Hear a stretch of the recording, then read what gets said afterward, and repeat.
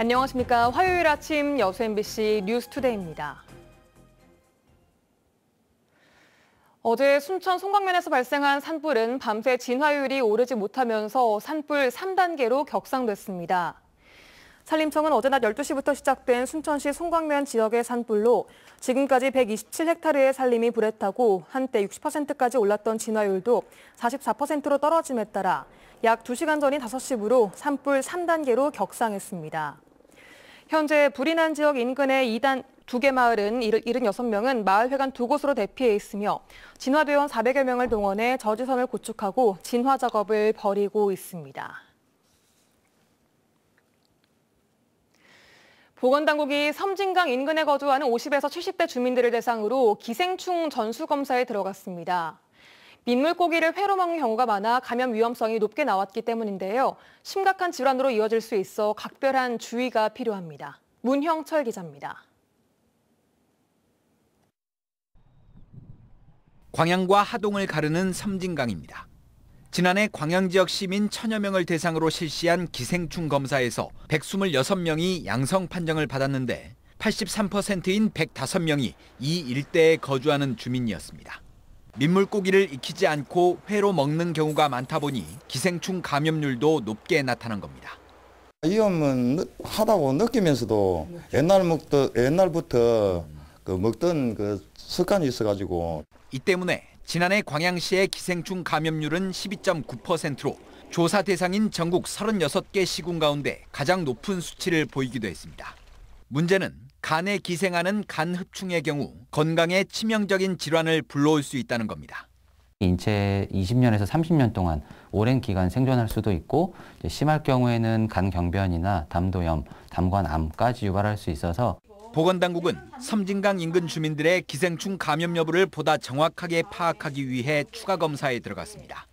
다안면과 진월면, 진상면에 거주하는 50대부터 70대 주민 4천여 명이 대상인데 오는 2025년까지 단계적으로 진행됩니다. 하루에 3회 정도 약을 드시면 완치가 되거든요. 주민분들이 적극적으로 동참해 주시기를 바라고. 또 민물고기를 조리할 때 사용한 도마나 칼 등을 통해서도 기생충에 감염될 수 있어 조리기구를 끓는 물에 자주 소독하는 등 각별한 주의가 필요합니다. MBC 뉴스 문형철입니다. 광주와 전남 지역의 가뭄이 심각한 가운데 정부가 하루 61만 톤의 용수를 추가 확보하기 위한 중장기 대책을 발표했습니다. 1단계 기본계획으로 장댐의 여유물을 주암댐에 공급하고 해수 담수화, 지하수 저류댐 개발 등으로 생활공업 용수를 확보하기로 했으며 2단계 비상대책으로 영산강 농업용 저수지와 수도 연계 등으로 61만 톤의 용수를 추가로 확보하기로 했습니다. 섬 지역 대책으로는 신안과 완도 여수 섬에 지하수 저류댐을 만들고 이동식 해수 담수화 시설을 확대해 보급하기로 했습니다. 관광 명품도로 수백억 원의 세금을 투자해 지은 도로들입니다. 하지만 수년이 지나도 찾는 사람도 차량도 거의 없습니다. 애초 통행량 예측이 잘못됐기 때문인데요. 정작 자치단체에서는 관심도 없습니다. 문현철 기자가 취재했습니다. 무안을 동서로 잇는 도로입니다. 촬영을 하는 30여 분 동안 오가는 차량은 고작 석 대. 만남의 길이라는 도로 이름이 무색하게도 통행하는 차량이나 사람은 손으로 꼽을 정도입니다. 명품 도로를 조성한다며 이 도로 개설에 국비 179억 원을 투자했습니다. 특히 교통량이 거의 없습니다. 하루에 한 20대 다니니까요. 그만큼 이 수많은 예산을 들여서 만들어 놓은 이 도로가 도로 기능으로서는 유명무실된 지가 조금 개통된 후부터 지금까지입니다. 지난 2020년 개통한 노을길. 해송숲을 따라 석양을 만끽할 수 있는 해안 관광 일지도로가 지어졌습니다. 테마숲, 관광 테마공원과 낙지 전망대, 야영장 등 편익시설도 갖추고 있습니다. 그러나 이 도로도 이용하는 사람과 차량이 적기는 마찬가지. 도로 개설에만 국비 150억 원 넘게 썼고 편익체험시설에는 수십억 원의 지방비가 추가됐습니다. 하지만 자치단체가 도로만 지어놓고 사후 활용에 신경 쓰지 않고 있습니다. 심지어 이들 도로 입구에 이정표조차 갖추지 않았고 개통 수년이 지나도록 홍보도 제대로 되지 않고 있습니다. 걷는 길하고 같이 연계를 한 용역을 한번 해서 진짜 실질적으로 주민은 원하는 것이 어떤 것이고 그 군에서도 그동안에 문제점이 있던 것들을 전체적으로 보완을 한번 담아보려고 좀 준비를 하고 있습니다. 나주 영산포에서 무안일로까지 역사 문화의 숨결을 느낄 수 있는 영산강 강변도로, 해안선을 따라 붉게 물드는 갯벌을 감상할 수 있는 노을길, 승달산과 영산강을 잇는 생태 관광도로인 만남의 길, 국내뿐만 아니라 세계에 내놔도 손색 없는 명품 도로들이 만들어졌지만 빛을 보지 못하고 있습니다. MBC 뉴스 문현철입니다. 광양시의회가 포스코를 상대로 지역 상생협력 방안 마련을 촉구했습니다. 시의회는 어제 입장문을 통해 지난해 포스코 그룹이 지주회사를 출범하는 과정에서 환경과 건강권을 희생해온 광양 시민을 철저히 배제했고 기업과 지역의 동반 성장을 위한 논의에도 미온적 태도를 보이고 있다고 비판했습니다. 시의회는 포스코의 이중적 태도에 분노한다며 지역과의 상생협력 방안을 마련하고 2차 전지 등 신산업 투자에 적극 나서야 한다고 덧붙였습니다. 여수광양 항만공사의 신임 경영본부장 선임을 앞두고 낙하산 논란이 불거지고 있습니다. 여수광양 항만공사 노동조합은 성명을 통해 경영본부장은 인사와 재무 등 공사의 전반을 책임지는 자리인 만큼 풍부한 경험과 전문성을 갖춰야 하지만 해수부와 사측에서 낙하산 인사를 시도하고 있는 정황이 포착되고 있다며 공정하고 투명하게 임원을 채용하라고 주장했습니다. 노동조합은 이어서 정당하고 합리적인 노조의 요구를 묵살하고 낙하산 인사를 강행한다면 상급단체와 연대해 강력한 투쟁에 나서겠다고 덧붙였습니다. 한편 경영본부장 자리에는 모두 3명이 지원했으며 현재 인사검증 절차가 진행 중입니다.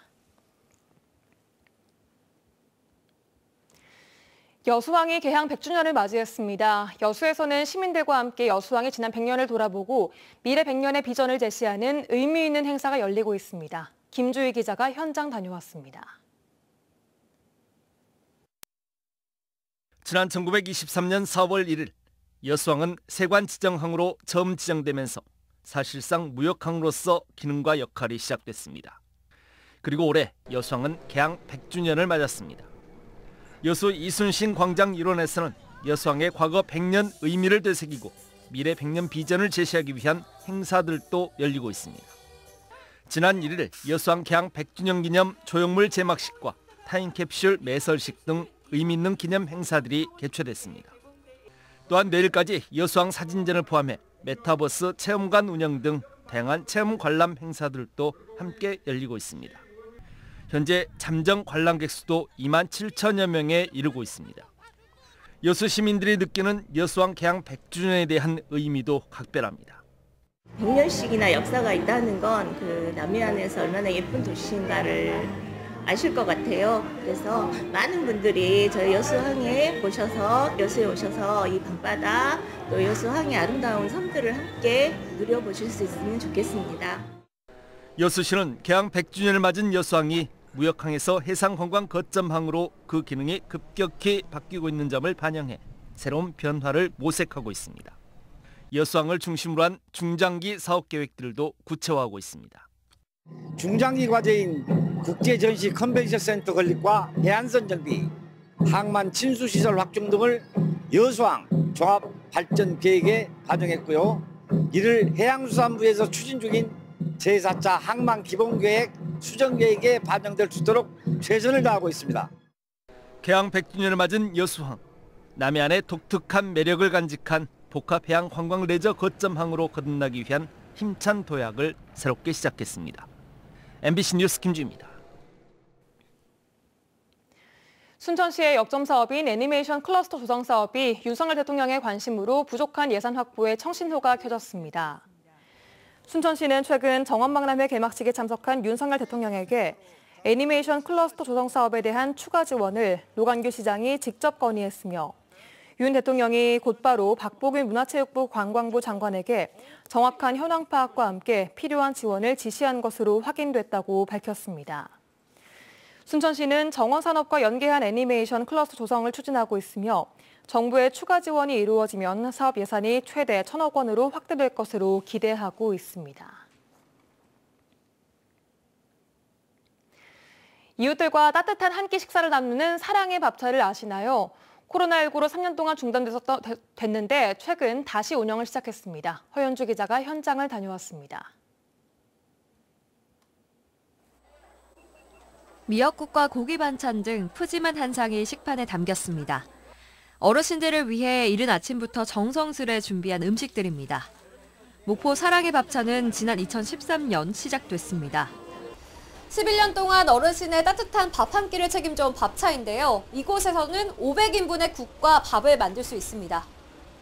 코로나19로 3년 동안 중단됐던 사랑의 밥차 운영이 재개되면서 모두 크게 반기고 있습니다. 고기도 좋고 밥도 좋고 다 좋지. 그 코로나 때 오기 전에는 사람들이 많아가지고 이중으로 식사하고 그랬어요. 나이 드신 분들 또 사면 얘기도 하고 뭐 즐겁게 좀 지냈으면. 사랑의 밥차가 운행을 중단했을 때도 이웃에게 밑반찬을 전달하는 등 500여 명의 시민과 단체들이 이웃 사랑을 실천해 왔습니다. 우리 언제 밥차 사랑의 밥차 여냐고 자꾸 자꾸 말을 하셔요. 곧 하겠죠? 코로나 끝나면 하겠죠? 그랬어요. 근데 마침 끝나서 이렇게 하니까 난 너무 좋아요. 음식뿐 아니라 흥겨운 공연도 준비됐는데요. 어르신들에게는 이웃과 함께 나누는 이 시간이 소중하다고 합니다. 진짜 이런 일에 서로 보조하고 협조한다는 것이 얼마나 고마운 일이에요. 사랑의 밥차를 준비해 주신 자원봉사자 여러분께 감사드리고 또 우리 어르신들이 행복한 순간, 소통의 순간들을 맞이하게 되어 뜻깊다 생각합니다. 든든한 한 끼를 책임지는 사랑의 밥차. 매주 화요일 점심시간 이웃의 따뜻한 마음과 손길이 모여 다시 새 출발을 시작했습니다. MBC 뉴스 허연주입니다. 전라남도 교육청이 2025년 고교학점제 전면 도입에 대비한 온라인 공동교육과정을 대폭 확대합니다. 전남도교육청은 2023학년도 1학기 온라인 공동교육과정을 24과목 32개 강좌를 개설했으며 이는 지난해 1학기 19개 강좌에 비해 13개 강좌가 늘었습니다. 고교학점제는 대학 교육처럼 학생이 자신의 적성과 진로 방향에 따라 교과목을 선택할 수 있으며 정해진 학점을 이수하면 졸업을 인정하는 제도입니다. 전남도의회는 오늘부터 14일까지 제370회 임시회를 운영합니다. 이번 임시회에서는 22명의 의원이 김영록 지사와 김대중 전남교육감을 상대로 현안을 묻고 문제점에 대한 대안을 제시합니다. 또 각 상임위원회에서는 도정과 주민 생활과 밀접한 20건의 조례안을 처리할 예정입니다. 포스코의 정비자회사 설립에 대해 정치권이 우려를 나타내며 지역사회와의 소통을 촉구했습니다. 민주당 서동용 의원은 포스코가 정비자회사를 설립하는 것은 사내하청 근로자의 정규직 전환을 회피하기 위한 꼼수라는 지적이 이어지고 있다며 포스코가 이 같은 노동계 비판에 대비해 분명한 입장을 밝혀야 한다고 주장했습니다. 서 의원은 이어서 정비자회사가 설립될 경우 지역 영세업체의 피해가 우려된다며 일방적인 자회사 설립을 중단하고 지역사회와 긴밀한 협력 관계를 모색해야 한다고 강조했습니다. 여수산단 내 LX MMA가 신규 사원 충족 시 지역민 채용을 우선하기로 약속했습니다. LX MMA는 여수시와 여수산단 지역민 우선 채용 협약을 체결하고 신규 인력 채용에서 지역민 우선 채용을 위한 합리적인 제도를 마련하고 채용에 적극 반영하기로 했습니다. 여수시는 지난 2017년부터 LG화학과 GS칼텍스 등 19개 여수산단 기업들과 지역민 우선 채용 협약을 체결하면서 산단 기업의 지역민 우선 채용을 통한 지역 청년들의 일자리 확대와 지역 발전을 위한 사업을 추진해오고 있습니다. 여수 선박람회 붕어 페스티벌이 어제 여수 이순신광장 일대에서 열렸습니다. 2016 여수 세계 선박람회 붕어 페스티벌은 어제 선박람회 개최 분위기 조성과 공감대 확산을 위해 기념식과 함께 선박람회 성공 기원 퍼포먼스 등 미디어 활용을 위한 다양한 전시형 행사로 개최됩니다. 특히 선박람회 홍보관과 선마을 홍보부스도 함께 운영돼 선박람회 EI 디자인과 선박람회 캐릭터 5미를 활용한 소통과 공감의 공간이 됐습니다.